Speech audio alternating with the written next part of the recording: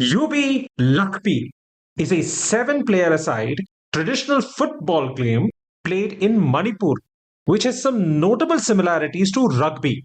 It is said to have started as a ceremonial reenactment of the celestial snatching of the pot of nectar after the Samudra Manthan. UB Lakpi literally means snatching X. The X serves the purpose of a ball. To score a goal, a player has to approach the goal from the front with his oiled X and pass the goal line. At the end of the game, it is offered to the king or the judges who just sit behind or beyond the goal line. What is X that is used in place of a ball? This is our audience question, which I will answer at the end of today's episode. Welcome, everyone, to Are You Quizzing Me, your favorite quizzing and trivia podcast show. And this is episode 124. Cue the music. Welcome to Are You Quizzing Me? I am Vineet Nair with my co-host Aditya Kashyap. This is a quizzing trivia podcast show. Join us as we dive deep into history, science, pop culture, and so much more. Let's get quizzing. I'm a little peeved with myself because I just realized that I could have made a 1-2-4 joke here instead of just saying 124. I'm surprised you didn't, honestly, because I was considering naming it 1-2-4 because the last episode was called Ek Do Teen. And by the way, just random related, trivia. Do you know the name of the song is Ek Do Teen Char and not Ek Do Teen? Wait, I didn't know that. Yeah, on Instagram I was trying to just add music to the post and I was looking for the song and it showed up only as Ek Do Teen Char. And of course I'm talking about the iconic Madhuri Dixit song, where her dance became popular, which is Ek Do Teen Char. Tera. I was just trying to recall how long it goes. Yeah, it goes all the way till 13. That reminds me, I saw on Reddit somebody seemed upset that I am biased towards maybe Hindi films because I am a Hindi speaker, or my mother tongue is Hindi, and English films because, well, I was educated in English, which is fair. Yes, those two languages I am fluent in, so I do watch more content in that language, but I do try to up my snobbery every once in a while by watching movies in languages I don't understand. Somebody complained on Reddit that I haven't seen Malayalam films, given that my co-host is Mallu. And I would like to say, not just my co-host, but a lot of people in my life are Mallu. I lived in Abu Dhabi. There were a lot of Mallus there. When I was in Singapore, there were a few Mallu friends in college as well. So I have been made to watch Malayalam films. And no regrets whatsoever. Because Mallu cinema, I truly believe, is the best cinema in India right now. And somebody explained it to me, somebody from the film industry explained it to me that they haven't gotten as big as Collywood and Tollywood and Bollywood. That Malayalam film cinema still is like the young kid in town. I mean, they've been around for a while, but they aren't as big in numbers perhaps, which means that they're willing to experiment a lot more, which means they're willing to do things which big budget films don't dare to do. And I have seen proof of that. Mm-hmm. So here are the two films that from the top of my mind I could recall, which is Avesham, which is so good. And I am surprised I have not recommended it before. Yeah, I think 2024 it featured on my Spotify playlist Wrapped because I was listening to the music quite a bit. And Fahad Fasil just is a phenomenal actor. Like, I don't know. I don't have to say this. Nobody has to say it. He doesn't need my approval. Nobody needs me to confirm that fact. He's phenomenal. Him dressed in all white and just being the badassest of badasses was cinematic. Just genius. So that. And the other Malayalam film I've seen, Drishyam. I was told very specifically by my very good Mallu friend who said, do not watch the Hindi film. First watch the Mallu film. And then watch the Hindi film. I think she made me watch it in person. She sat me down and she's like, oh, no, you'll not watch it. And she made me watch it when the Ajay Devgan Bollywood version came out. And she's like, no, first we watch this. So I did. And I'm glad she made me watch it. Because as much as I like the Hindi version, I think the Malayalam one takes the cake. Okay. So don't stone Aditya. And to the Reddit user, we'll have to scrap our plan of banishing Aditya to another universe, or at the very least locking him in a room with Kumbhalangi Knights. I have to watch that, yeah. yes, we have an announcement to make that going forward, once a week, every Thursday, we will be posting a question on Reddit for our audience to kind of interact. So we'll be doing more of this where we'll be interacting with you. And because we are quizzes and have no other social skills, at least me, we will be doing it by, asking you questions. So we'll be putting up a question on Reddit and you will have the chance to fight it out in the comment section. Hopefully, I don't make them too easy so that you crack them immediately. And please participate. And if you already haven't, please join our Reddit community. The subreddit is r/RU quizzing me. And also, because Reddit is a community page, I would encourage listeners and trivia enthusiasts otherwise also to post questions. I would recommend posting visual questions because those we rarely, if at all, ask on our podcast. If you have non-visual questions, send it to us. But if you have visual questions, go ahead and ask it on the Reddit page. It'll be fun to get community questions as well. I would love to crack a few if I can. Oh, yes, definitely. So, speaking of Are You Quizzing Me, let's get to the quizzing portion of today's podcast. Aditya, why don't you start us off? Sounds about right. And perfect segue time because we were talking about Reddit and our Reddit page, as always. Huge shout out to Ashwin Mascarenas, aka Leaked Zebra, who started the page, I think like a year ago or maybe longer, and has been the most consistent person on the Reddit page. In both Vineet and I don't post anywhere close to how much he posts. So thank you so much. Eternally grateful. I met him in person. It was so good. It was so much fun. We got some coffee. We hung out. So now I've met like a bunch of people through this podcast except Vineet. Yeah. We should continue that. Ashwin, apart from doing all these wonderful things, is also a doctor. He reminded me when I met him as well and in the email that he is from the same college that Doc Vector Vineet Nair also studied at. So he's a junior of Vineet's.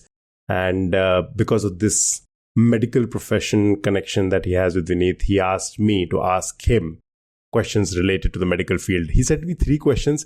The first 2, I swear, I was just like, I can't ask this because I don't understand this. It's too much effort for me. Thank God. Okay. The third one, I somehow made sense out of it and I have dumbed it down for my level.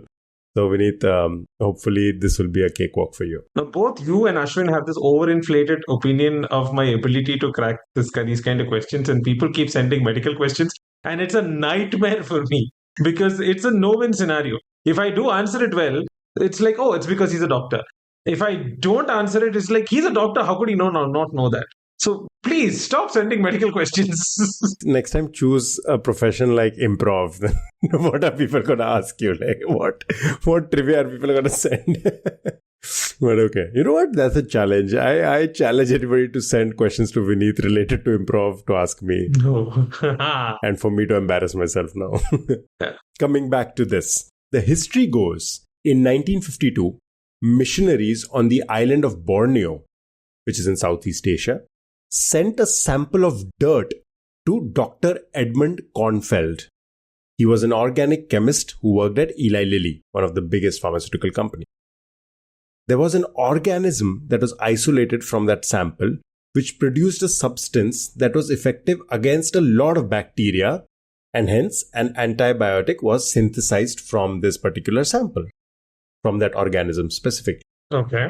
Before clinical trials began, the compound was called Mississippi mud because of the brown color literally came from soil sample. But later, the purified version was named X. And X is how the world knows it. Everybody in the medical profession definitely knows it. And people like me also have heard of it. So what is the name of the antibiotic X? When you started with Eli Lilly, I thought this would have something to do with insulin. But it's not. So it's an antibiotic. And it's an antibiotic that you would also know. I mean, I'm not the most knowledgeable, but I'm pretty sure insulin is not an antibiotic. No, it's not.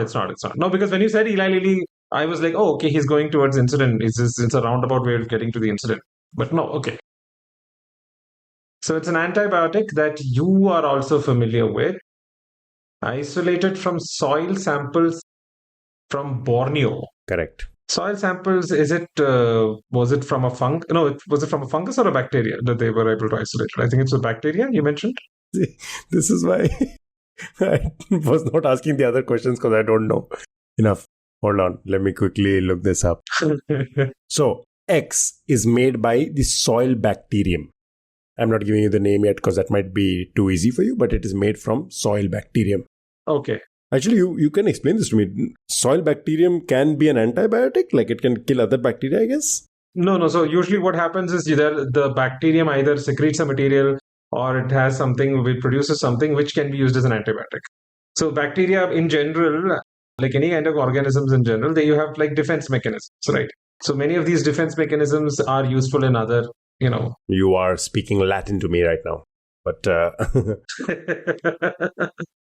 you are obviously on the right path. It is an antibiotic. You already got the bacterium part. Eli Lilly is a hint. I don't know how big a hint it is. It is a pretty huge pharmaceutical company. I'll give you the first hint that I have in this list. Okay. It was approved for medicinal use in the United States in 1958. And I assume it followed through for the rest of the world after that. It is also on WHO's, World Health Organization's, list of essential medicines. List of essential medicines. That's a long list, actually. I'm still stuck on the fact that you know this antibiotic, which would make it something. I would have thought something like a tetracycline or an amoxicillin, but I don't think it needs any of those. I do know those as well.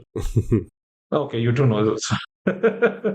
Okay, no, you'll have to give me some clue because this is something I don't know at all.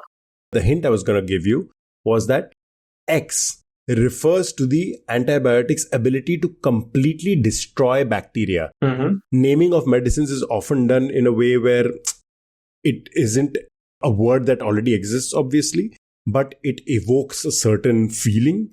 So they are inspired by existing words and they kind of, modify it. I was listening to a podcast about this also where they were talking about how Ozempic came to be. Okay. Like Ozempic kind of reminds you of Olympic and hence was a good weight loss drug also. Anyway. In this case, X refers to the antibiotic's ability to completely destroy bacteria. And the example that Ashwin gave was Staphylococci, which is penicillin resistant, which I didn't know.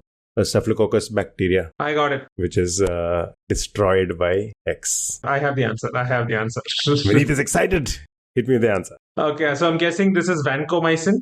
It is vancomycin. You want to explain the logic? Vancomycin, I'm guessing, comes from vanquish because you're vanquishing it. So vancomycin, it's a critical antibody because when there's a strain of Streptococcus aureus which is specifically resistant to a lot of other drugs. It's called MRSA. Oh, I know this. So vancomycin is the treatment of choice for MRSA. MRSA, yeah. Why do I know the MRSA? You might have heard it on medical shows in the American. Is staph infection that? Staph. It's a staph. It's a methicillin-resistant Staph aureus. My God, am I a doctor also? Am I part of the group now? Because Dr. Eric Foreman unfortunately didn't diagnose a patient properly in House season 2, I believe, and that person died of a staph infection. Oh my God. You are right. Vancomycin is the answer that you're looking for. Yeah. Vancomycin comes, or at least is in some way concocted from the word vanquish, which was meant to refer to the ability to completely destroy the bacteria, like Staphylococci, which is penicillin, the most common antibiotic, I guess, or the oldest antibiotic, and it is resistant to that. So vancomycin would step in over there and considered a very essential medicine by WHO and by, I guess, most health organizations across the world. Well done, Vineet. Good job cracking it. I took a little too long with that one, but thank you, Ashwin, for that question.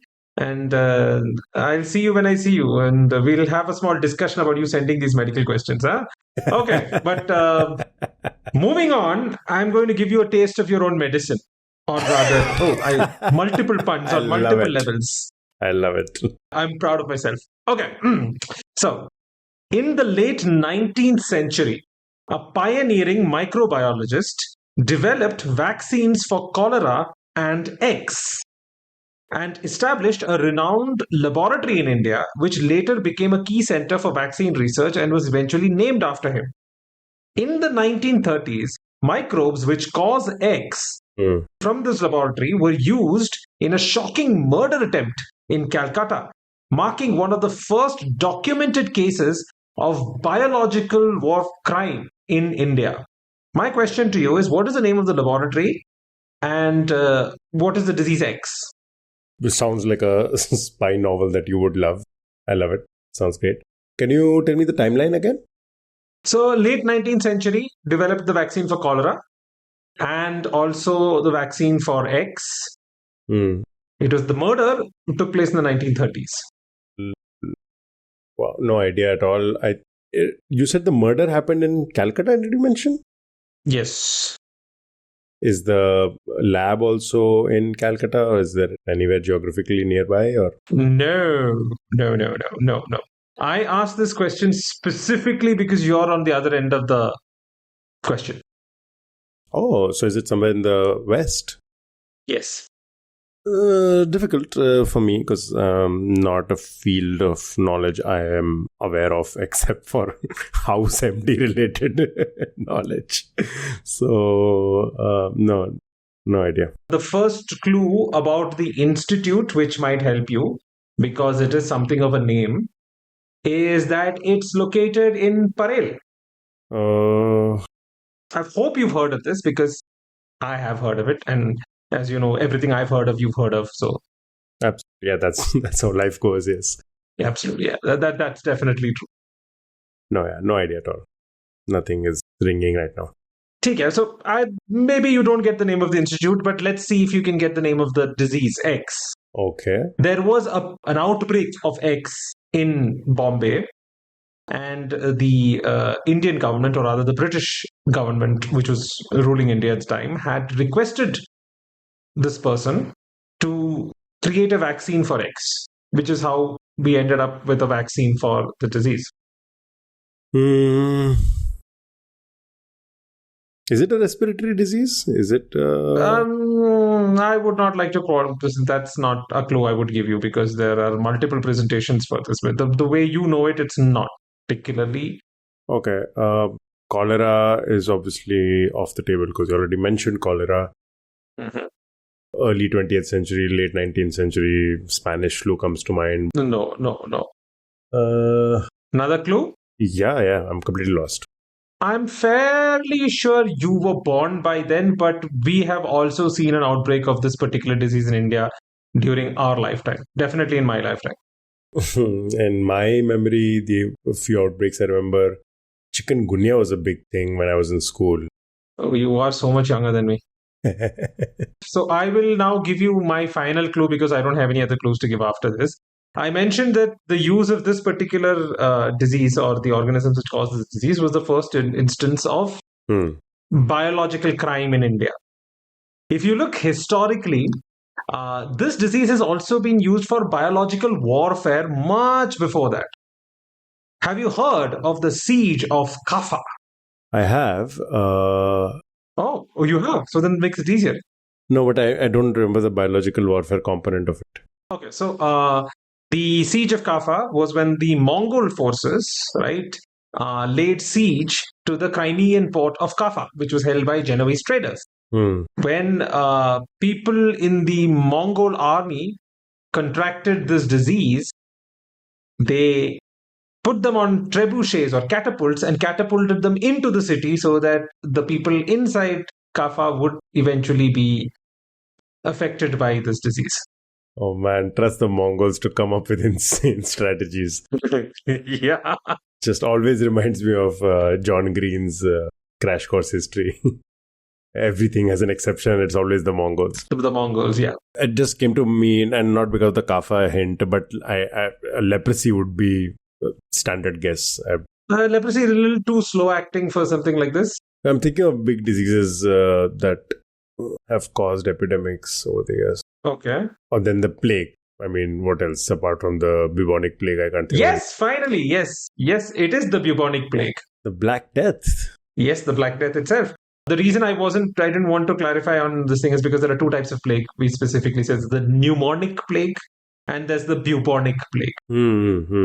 So we are talking specifically about the bubonic plague here. Okay. So you've got one part of the question, you've got X. Do you have any idea about the institute?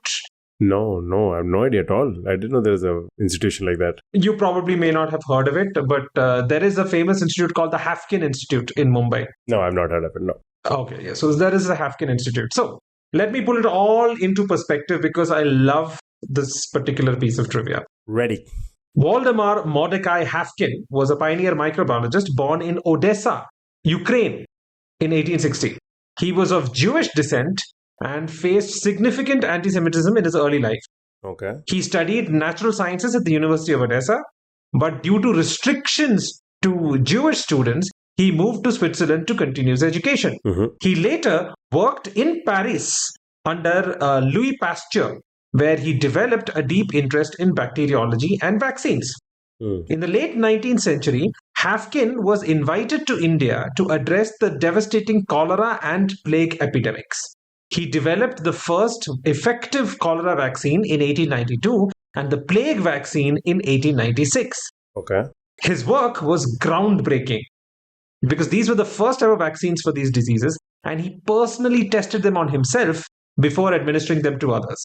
Oh, wow. Hafkin then established the Plague Research Laboratory in Bombay in 1899, which later became the Hafkin Institute. The institute is a major center for vaccine research and production. And in 1933, a shocking murder attempt in Calcutta involved the use of microbes sourced from the Hafkin Institute in Mumbai. The plot was orchestrated by Taranath Sen, who sought to murder his brother Amarendra Chandra Pandey by injecting him with the bubonic plague bacteria. Taranath, posing as a researcher, sent multiple requests to Hafkin asking them for live cultures of the bacteria. But he was rebuffed for this. Yeah, thank God for that. Oh, no, you haven't heard the half of it yet. Undeterred, he traveled to Bombay where he bribed 2 doctors from the Hafkin Institute and they quietly handed over a vial of live plague bacilli, which Taranath used to infect his brother at Howrah railway station.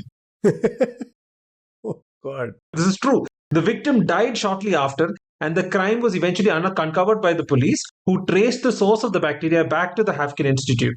This is recognized as the first documented case of biocrime in India. Oh, wow. Coming back to Waldemar Hafkin, he faced a significant disgrace in 1902 following what's known as the Mulkowal disaster, where 19 people died from tetanus after receiving his plague vaccine. Oh.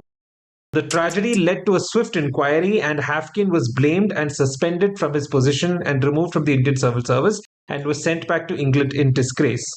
Yeah. Further investigations revealed that the contamination likely occurred not in Hafkin's lab, but at the inoculation site, where an assistant failed to sterilize equipment properly.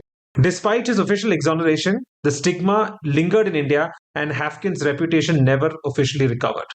The institute continues to be a leading center for vaccine research, production, and public health initiatives, and it's one of the oldest vaccine manufacturing institutes in the world. I was talking about the bubonic plague. Many of our listeners may be too young to remember this, but there was an outbreak of bubonic plague. There was a plague epidemic in Surat in 1994. Okay. No, I don't remember that at all. 1994 is too young for me to remember. And going back to the siege of Kaffa, so when the Mongol horde were besieging the city, some of their soldiers fell ill with the plague and died from it. And the Mongols apparently catapulted their dead bodies into the city so that the citizens also would be affected with plague. Wow, very interesting. And I really love this trivia. Yeah, it sounds great. And like all of this intrigue and drama and murder straight up happening is pretty interesting. I can't blame you for finding it fascinating. Yeah. And Mr. Sen, do you realize what he was trying to do? Oh my God, this is going to be horrible. Everybody brace yourselves. He was trying to half his kin. Oh my God. Oh, that is painful. That is so painful. We're just starting to do a little, better on 2 brothers, 1 died. Yes, we get it. Kin, oh, half. God. Oh. You have outdone yourselves. All our new subscribers are going to literally go unsubscribe.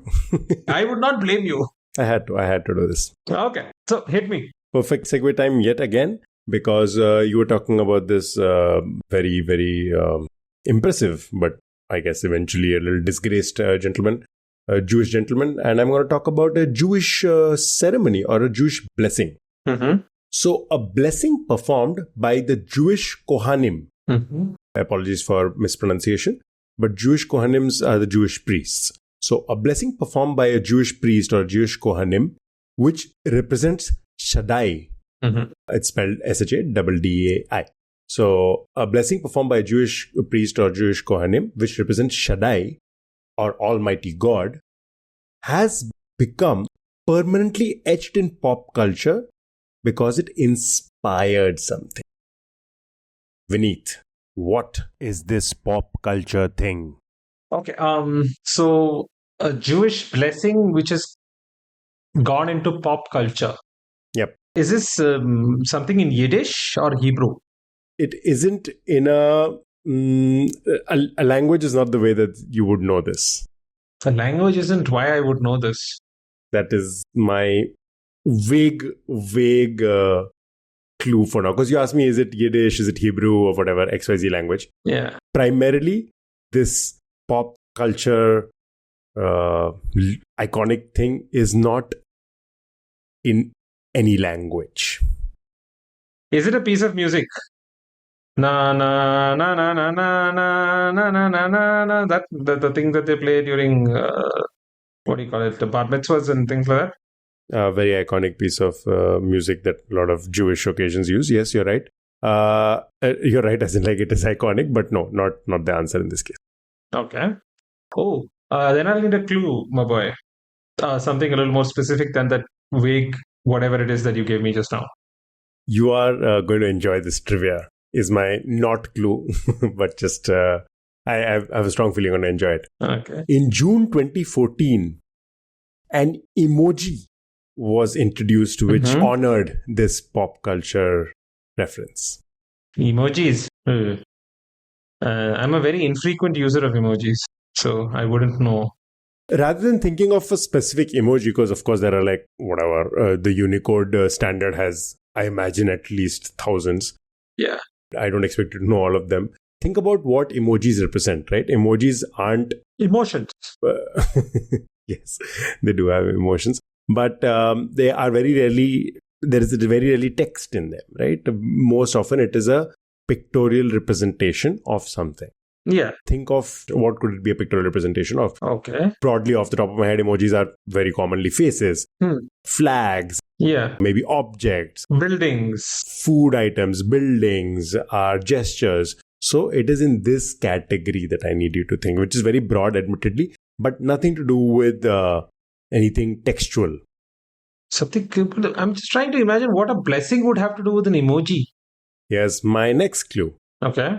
In 1968, the New York Times described this pop culture landmark as a reference to or as vaguely attributed to Churchill. Okay.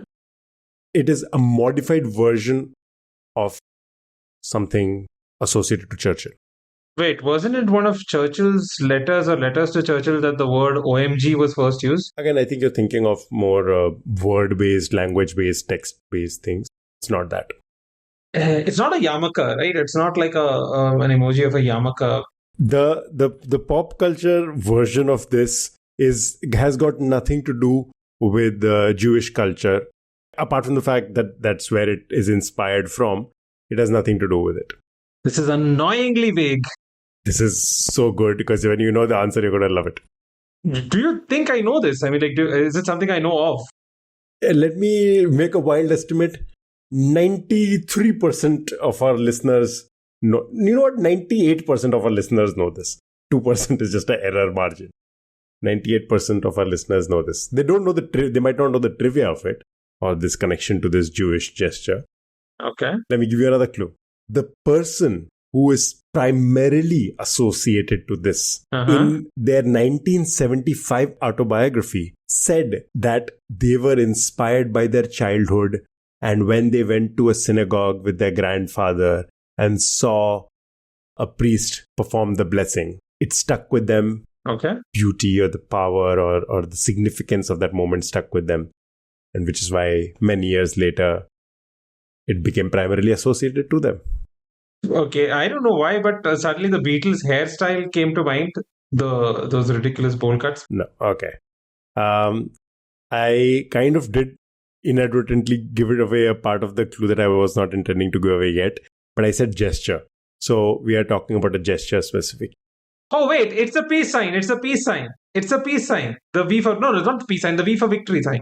The V for victory sign is associated to. I mean, I don't know if it originated with Churchill, but it's very iconically reference to Churchill. I said this pop culture thing is a modified version of that, is how New York Times described it in a 1968 interview. So it's a gesture for sure.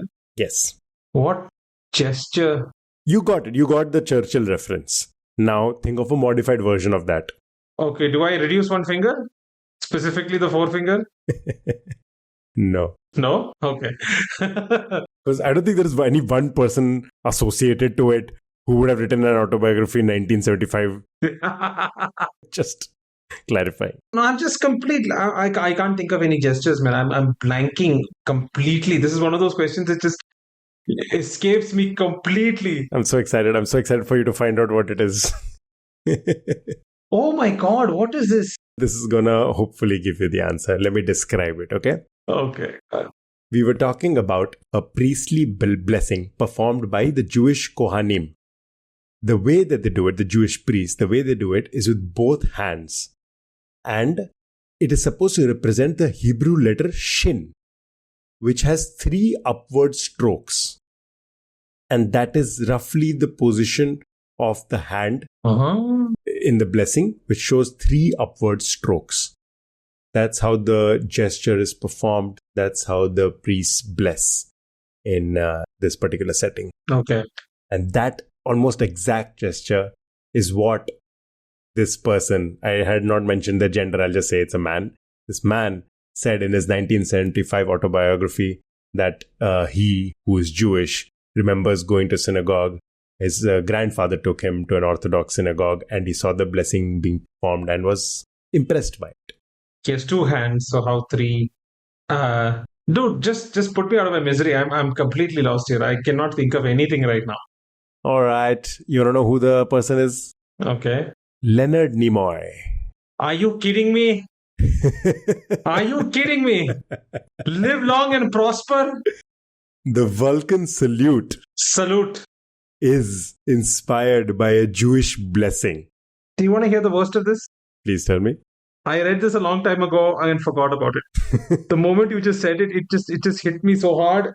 I read about this a long time ago. There was a documentary about Leonard Nimoy, which was done by his son. I think it's in that or somewhere else, but I have read this before. I've heard of this before. The iconic gesture by the very iconic Leonard Nimoy, who played Spock in Star Trek.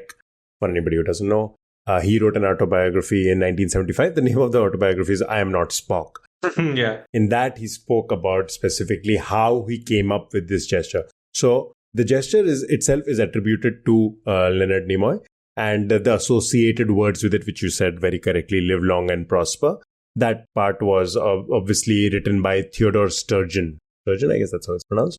Who was the American author who wrote primarily fantasy, science fiction, and horror. And was also responsible for the original script or the original series scripts for Star Trek. Mm-hmm. I'm fairly certain 98% of the people listening to this podcast have seen it. 2% might not. Yeah. And the 1968 New York Times interview described the gesture as a double-fingered version of Churchill's victory sign. The victory sign is obviously off. And that is the Vulcan salute, which is the blessing gesture. In case of the blessing, it is done with both the hands. The Vulcan salute is usually done with one hand. The blessing, the Jewish blessing, is done with both the hands. And Leonard Nimoy, who was Jewish, attributed it to his childhood. Yeah. Now you know. I mean, you already knew, but now you again know. I really hate myself right now. It's all right, Vineet. As Spock would say, live long and prosper, okay? Don't stress yourself. Yeah, Spock could also kick ass. I love finding out these lovely pieces of trivia. Okay. Let me redeem myself. Go for it. Let me put you on the chopping block. Moving from pop culture to another pop culture. Hit me. X is the only author who has had a #1 bestseller book, a #1 film at the weekend box office, and a TV show that topped the ratings list in the same year. Let me repeat that. X is the only author who's had a #1 bestseller book, a #1 film at the weekend box office, and a TV show that topped the ratings list in the same year. In fact, X did it twice.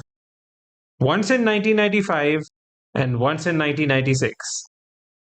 Who is X? Oh, man. Okay. And bonus points if you can tell me the name of the books, movie, and TV show. I was going to say Gone with the Wind, the movie and the novel, but that is obviously not 1995. Mm-hmm. So... And no TV shows at the time. 1995 was a great year for Hollywood cinema, right? 94, I think the year you're looking for was 94. The Forrest Gump year. Forrest Gump, Schindler, not Schindler, Shawshank Redemption. You know what? I'm going to take a guess. This has to be Stephen King. It's not. Ooh. Because I was thinking Green Mile, I think, is in the 90s somewhere there. No, it's later. I think it's somewhere around 98, 99. So not Stephen King. Book, movie, and a TV show. Consecutive years. Actually, I never asked. Is a Hollywood associate trivia? Is this somebody from the US, basically? Yes. This is the US. This is the US. Because Indian, I would struggle a lot more somehow. Yeah. No, and the biggest clue here is the fact that this author had a TV show. That's interesting. How many authors do you know had TV shows? Literally all I could think of was Stephen King. There have been TV shows which are based on Stephen King novels. Yeah. Yeah, adapted from his work. I'm sure, yeah, there has been that. But this was kind of an original work. It was not based off any of his books. Ooh. It was based off his own experiences. I know R.R. Martin was writing stuff. I think he was writing for TV also. He has written for TV, but this is not George R.R. Martin. And George R.R. Martin movies, not so much. Also movies, I don't know. Yeah. This author is known for being freakishly tall. I would have to look this up, but I believe he was around 6'7". That's the thing with authors, you don't really know too much about their physical appearance. He was probably one of my favorite authors during high school. I devoured his books.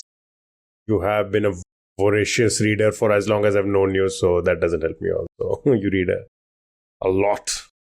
I wish you were more like me. Read a little less.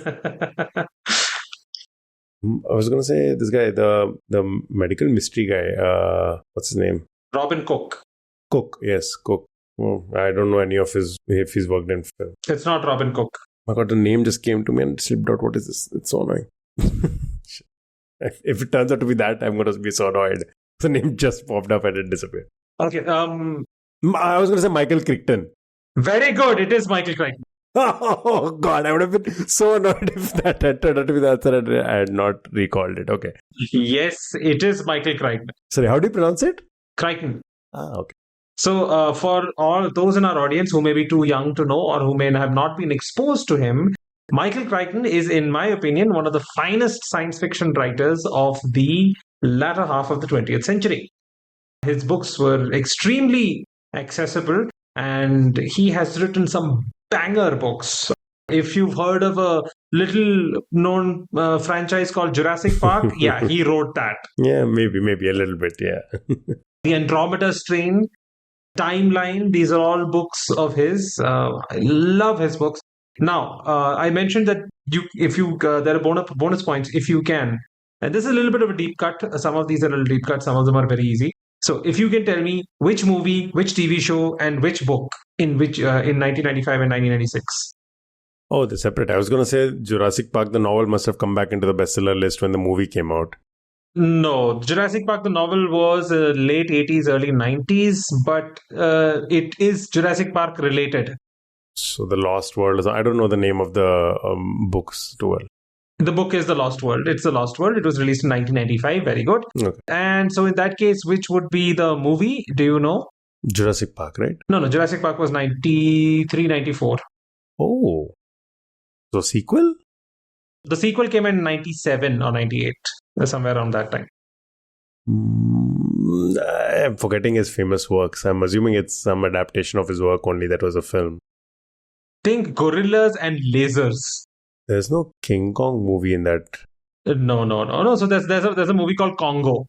There's a novel and a movie called Congo. There's a novel that he wrote called Congo, and there's a movie on. I know of the novel, and I think I've heard of the movie. But whoa, it was that popular a movie. I didn't know that. Yeah, it was a number one film at the weekend box office. Wow. And 96. Can you tell me the name of the book and the movie? We haven't. What is the TV show 95?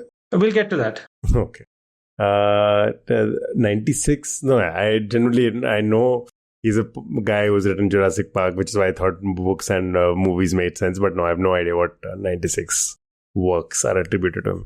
Okay, so I'll tell you the name of the book because it's very unlikely, unless you're a deep cut Michael Crichton fan, that you would know the name of the book. So the book is Airframe. Okay, no, I haven't heard of it. But the movie you definitely know because it recently had a sequel. It had a sequel. That's like every movie ever. I don't know what does. The sequel starred Glenn Powell, if that helps. Oh, the Tornado one. Yes. What is the original one called? Was it called Tornado? No, it's Tornado. The movie's about tornadoes. Typhoon, Cyclone, Hurricane. Oh. Just name it. Twister. It was Twister. Yes, Cyclone, Twister, yes. Typhoon. Seriously? Okay, so you've gotten those out of the way. The TV show is the same in 95 and 96. Okay. Can you guess the name of the TV show? What genre is it? I'll not give you that right now. I'll give you that as the next clue. Yeah. The TV show is extremely famous for having launched the career of one of Hollywood royalty, frankly speaking. ER. Very good. So, who was the actor who's... I was going to say ER because I've been thinking of ER for a while recently because I've been watching the Pit recap and the new season is going to come out. Yeah. The Pit is a spiritual sequel to ER. The actor that you were talking about is George Clooney. The other actor who gained fame was Noah Wiley, who is in ER now. Yeah. Okay. So let me just put this all together. Michael Crichton was a famous science fiction author who predominantly wrote science fiction. He did write other things, but he wrote predominantly science fiction. He was, by the way, if you didn't know, he was freakishly tall. He was like 6'7", 6'8", something like that. He was very, very tall. He was a medical student who started writing under a pseudonym when he was in Harvard just so that he could make some extra money. And then he started out writing under his own name, and his first big hit was The Andromeda Strain, which has also been adapted multiple times in TV and television. Mm-hmm. Another little known work of his that you may or may not have heard of was Westworld. Oh, yes, of course. Yes. So the original, I think, 1970s movie of adaptation of Westworld was the first movie, I believe, to have used computer-generated imagery, CGI. Ooh. And another book which I've recommended in the past is Fear. Mm-hmm. And they made into a movie starring Dustin Hoffman and Samuel L. Jackson. Again, something to look at. So those are also my pop culture recommendations. Please go read the entire oeuvre of our bibliography of Michael Crichton. Okay. And he passed too soon, frankly. Timeline, another fantastic novel. Really bad movie, though. But really, really interesting novel. So this is Michael Crichton. I'm so glad I remembered the name because I would not have been able to sleep peacefully tonight. But, all right. Talking of very impressive people and people who have dabbled in, well, in this case, not science fiction, but what would seem like science fiction, even to the people who were alive at the time. Have you heard of a person by the name of Judith Love Cohen? Judith Love Cohen. Name does seem to ring a bell somewhere, but not immediately. Okay, let's please don't ruin my question by thinking too much. Okay, let me do this question. Okay. If you get the answer, save it till the end of my question. Okay. Judith Love Cohen was born in 1933, passed away in 2016. She was an American aerospace engineer. She was also an electrical engineer, and she worked on some very impressive projects, right? Just to give you a sense of what all she worked on. She worked on the Hubble Space Telescope. She worked on the Apollo space program. The Apollo 13, which is also the movie where there was that malfunction. The reason that the astronauts were able to come back was because of some feature that she had worked on, that rescue part of it, or something that Judith Love Cohen had worked on. Just an overall very impressive woman. Was working in rooms where she was probably the only woman very often, surrounded by a bunch of men, because it was a male-dominated industry even back then. Obviously, even back then. She worked on the Minuteman missile. She worked on tracking and data relay satellites. So just a bunch of things related to NASA and some cutting-edge technology back in the 60s and the 70s. Mm-hmm. She was the mother of computer scientist and engineer Neil Siegel. So in the early 1950s, Cohen married a fellow engineer by the name of Bernard Siegel, whom she had met while she was a freshman in engineering school at Brooklyn College in Brooklyn. And they had a couple of children. One of them is an engineer scientist by the name of Neil Siegel, who has done some important work in the space as well. She's also the mother of X. Vineet already knows the answer, but fine. She's also the mother of X. Yeah. And X was from Cohen's second marriage. So Cohen had already divorced her first husband, Bernard Siegel, and she had married another man. And X was a child from the second marriage. Yeah. So Neil Siegel has spoken about the birth of X. In a memorial tribute, he mentions that she was troubleshooting problems with schematics on the day she went into labor and called her boss to let him know she had fixed the problem, and then went ahead and delivered the child X in question. As you would have already surmised, X is a famous person and X is who you have to guess. And just to kind of put things into context, X was born in... I already know the answer. You can just stop the question right now. I know. Stop showing off. Okay. X was born on 28th August 1969. And 1969, July is when Apollo 11 happened. So presumably, I didn't know if she specifically worked on the Apollo 11 mission, but she was around at that time doing work. So she was potentially in her 8th month of pregnancy when Apollo 11, the iconic moon landing, happened. So, who is X? Vineet, do it. So, X would be the suspenders and shorts wearing, guitar playing, rocking out with school children, lead singer of Tenacious D. And the Kung Fu Panda himself, Mr. Jack Black. Very nice. Very well done. You knew this piece of trivia. I'm guessing you had read it somewhere. I hit Jack Black the moment you said, don't, let me ask the question. And I was like, okay, I'll let him ask the question. Oh, man. I'm going to put up a picture on a video podcast right now because I just Googled Jack Black birth date and his picture popped up. And my God, he looks like just an American version of you, Vineet. Like, especially because he has like a very nice grey beard now going. Oh, he's got a very, very, very big beard, yeah. Yeah. A little bit more of a artsy version of you. And I would also recommend people to go online, and there is this fantastic bit he does with a toy saxophone. Oh my God, it's so funny. It is so funny. Amazing. It's amazing. He's done it on the Jimmy Fallon. Yes. I've seen the Jimmy Fallon one. Yeah, so it's just fantastic. So yeah, so it's Jack Black. You cracked that way too quickly. My hint was going to be that this person has been associated to the iconic moon landings with something in 2022. I don't know if you know of it. That I don't know. Okay, well, this is an additional part to that same trivia. In 2022, an American animated coming-of-age comedy drama film was released, which was directed by Richard Linklater, phenomenal director, love his films, which starred Jack Black. And the name of this film was Apollo 10.5, A Space-Age Childhood. So this was inspired by Linklater's own life. I just love the fact that it had to do with the Apollo 11 landings and a child who lives near NASA. And right after the landings happened, a month later, Jack Black was born, and his mother was literally working with the Apollo missions. So yeah, in some way, he is part of the film. He actually plays the adult version of the child.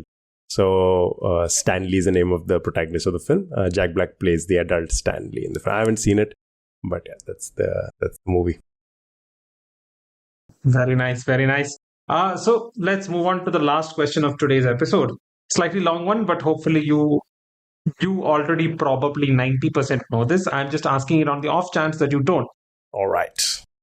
Macassar oil was a popular hair product in the 19th and early 20th centuries, originally compounded from ingredients like Macassar ebony oil, coconut oil, and other scented oils. It was primarily used by Western European men to groom and style their hair, and it became especially famous through Rowland's Macassar oil, a brand created by London barber Alexander Rowland in 1793. The oil was heavily advertised and widely used for its claimed benefits, including hair thickening, growth stimulation, and even curing baldness, though these claims were often exaggerated. The name Macassar came from the port of Macassar in the Dutch East Indies, where the original ingredients were thought to be sourced. Macassar oil then soon became a generic term for men's hair oil, and the product has seen a recent revival as a beard oil in modern barbering. One very annoying property of this oil led to the development of something which is quite commonly seen in Indian homes. Most people don't even know the name of the item or that it was named directly as a result of Macassar oil. What am I talking about? So, product in Indian homes that Indians, or a lot of us, are not aware of the name of it? Yes, not just in Indian homes, it's seen around the world, but I've seen, especially in Indian homes, especially my mother, my aunts, they all definitely use it. They hate it when I don't use it, so because I find it very annoying. But then that's just me. But yeah, so the use of, you find this very commonly in Indian homes, and most people don't even know that this is called the particular name, and that name came from as a direct result of Macassar oil. Is this a hair product that is used in the current context in our homes? Is it used as a hair product? Let's just say it's hair adjacent. Hair adjacent. Oh, you're going to love the clue. Yeah, so, well, in this case, I already don't know the answer. Let me repeat one part of this question again. One annoying property of this oil led to the development of something which is quite commonly seen in Indian homes. Most people don't know the name of the item or that it was named directly as a result of Macassar oil. If it is so commonly used, how can people not know the name of the product? Like, we call it by something else, is it? It's usually just described. Like, I did not know the name for this until I heard about this in a podcast a couple of years ago. But it's just described. It's just something you use and people just describe it. They have different names for it. People call it by different names or whatever. It's just there. Hair adjacent, I'm thinking shower, I'm thinking loofah. I mean, I don't know, like all of those things, they have a name for it. Like, it's not like we... No. How do I think of something we don't... It's so interesting that I'm trying to think of something we don't have a name for, or at least a commonly known name for. Like, there are multiple names. Like, your mother might call it something. My mother would call it something else. You might call it something else.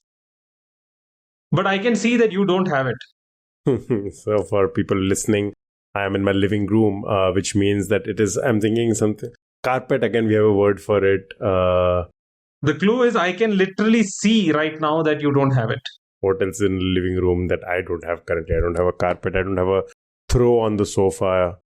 Okay, what could be the annoying property of oil? Of this hair oil? Oil, it's greasy. I don't know. Or follow that thought process. Yeah, but I'm wondering what use is it in a household? Wow, this is very interesting that we all have it. We don't have a name for it. We all call it by different names, potentially. At least not by its proper name. We don't call it by its proper name. Okay, give me some of the... The reason that this thing was developed was because Macassar oil was very thick and greasy and had this annoying habit of, getting transferred onto other things. So I'm thinking something like basically to protect a surface. Okay, now put two of my clues together. The annoying property was that this was greasy and it could transfer onto other things. And I said it was hair adjacent. A washcloth. I don't know what it is. Like in the living room, there might be, I guess, some... It is technically a washcloth. It's technically a washcloth, but it's usually more decorative than that. And it has a very specific place in the household. Oh, so it is like supposed to like protect the headrest or something of the sofa. Yes. So this is the thing that you put on the head on chairs and sofas to protect upholstery from hair stains. So that, it's a thing that, our moms always used to put, at least my mom used to do that. Got it. Yeah. Of course. I've seen it growing up. I don't think I have had it ever, but yes, I've seen it growing up. So for those who are listening, an anti-macassar is the kind of washable cloth or decorative lace or whatever you want to call it.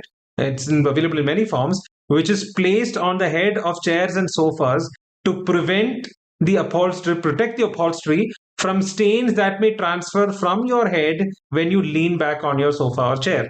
And this all came about because macassar oil was notorious for transferring from hair to furniture. And because of that, they developed or invented the anti-macassar, which would prevent macassar oil from transferring. Very imaginative naming. It's called an anti-macassar. So, but have you ever heard of anybody actually referring it to as an anti-macassar? You would be a weirdo if you called it an anti-macassar. Like, just people would look at you and... Yeah, my mom would be like, sofa mein vekkina sadhanam kondo. Sofa ta talele vekkina sadhanam kondo. Which literally means that bring that thing that we put at the head of the sofa. Fair enough. Yeah, I think even when I did have it in my household growing up, I don't think I remember a word for it. So, sofa ka kapda, yeah. Exactly. The cloth of the sofa is how that would be referred to as, yeah. So, listeners of this podcast, if you want to impress people... No. Or more likely be ostracized for being a weirdo. Exactly. Just annoy people by being that person, by being that guy. Yeah. Which is a description of our podcast. Just that, here's a cool piece of trivia about this thing that you don't care about. Then go ahead and tell people about this. I'm going to officially launch the anti-macassar challenge. If any of our listeners can throw out this fact during a first date and then get a second date, please let us know. You will officially win the anti-macassar challenge. You'll be the first and only ever winner of the anti-macassar challenge. Here's how I would do it, okay? Listen, I used to like this podcast called Are You Quizzing Me? And I've stopped listening to it because they give me anti-macassar challenge. And I have completely given up on that podcast now. That's the way I would bring it up. And that's how your date would be like, at least he's not a weirdo who follows weird challenges from podcasts. That's how you win a second date. Just some dating tips. Okay. So that is all the time we have for our episode. So before we wind up, there is the little matter of the audience question which I asked, which was, Yubi Luckpi is a seven-side traditional football game played in Manipur, which has some notable similarities to rugby. It is said to have started as a ceremonial reenactment of the celestial snatching of the pot of nectar or amrit after the Samudra Manthan. Yubi Luckpi literally means snatching of eggs. The eggs serves as the purpose of the ball. To score a goal, a player has to approach the goal from the front with his oiled eggs and pass the goal line. The X is then offered to the king or judge who just sit beyond the goal line. What is X? Aditya, do you have any idea? I mean, because you said the Samudra Manthan, I know, I believe it was an avatar of Vishnu or a form of Vishnu, which assumed Mohini and it had what would you call it? A sort of a vessel? Yes. Something like an urn. I thought like an urn or something like that. No. This is a ball-shaped item. Okay, so something spherical in shape. Yes. It sounds like it is steeped in cultural roots and historical roots. Perhaps I would go with something more naturally available, in which case I would go with perhaps... Come on, you're almost there. Your watermelon stuff, I think, would fit the bill. Something a little harder, something more tough exterior. This particular item has a state named after it in India. Coconut. Very good, coconut. And the state is? I'm guessing. Jesus Christ, I'm going to embarrass myself. Kerala. Yes, it is Kerala. Kera is coconut. Thank God. And Kerala means land of coconut. So, yeah. Yes, I knew that, but I was like, I don't want to be insensitive and just associate coconuts to Kerala. Oh, I should have punked you for that. I should be like, how dare you? But now, anyway, it is coconut. So, yes, the traditional game of Yubi Luckpi is played with a coconut. Emma Levine, an English writer on little-known Asian sports, speculated that perhaps this was the root of modern rugby. Many Manipuris are quite adamant that the modern world stole the idea from them and made it into rugby.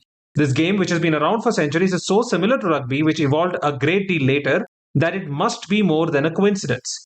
The sport is played barefoot, where players wear just a pair of shorts and no shirts. Before the match starts, players smear their body with oil to make it slippery when others try to catch them.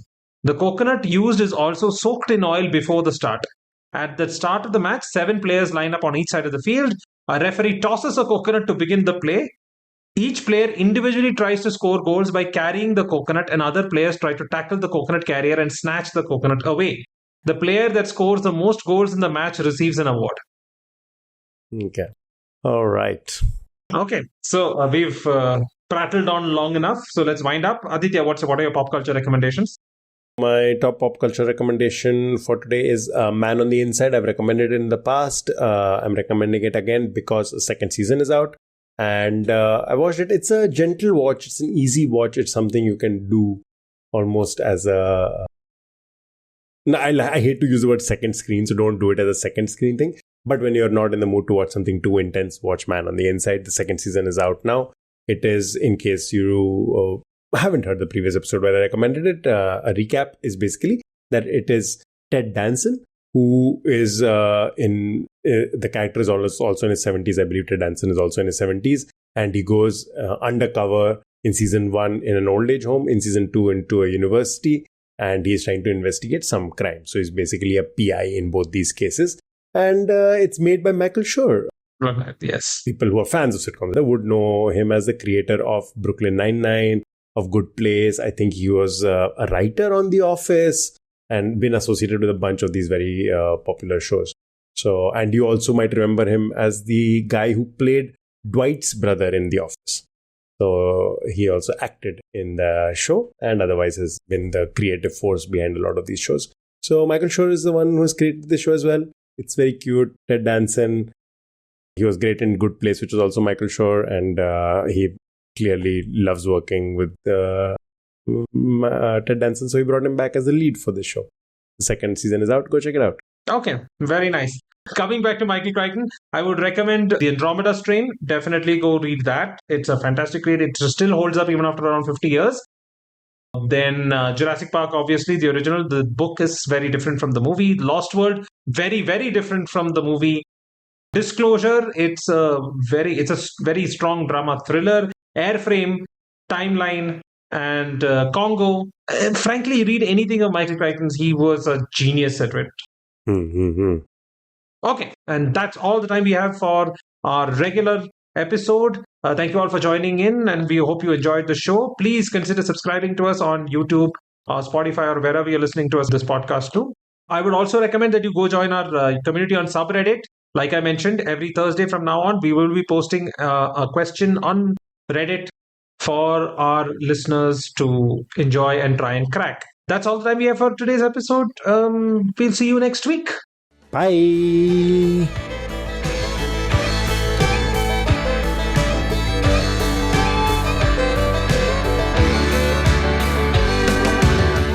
There's a really dirty joke I want to say. I'm just going to say it. You can cut it out.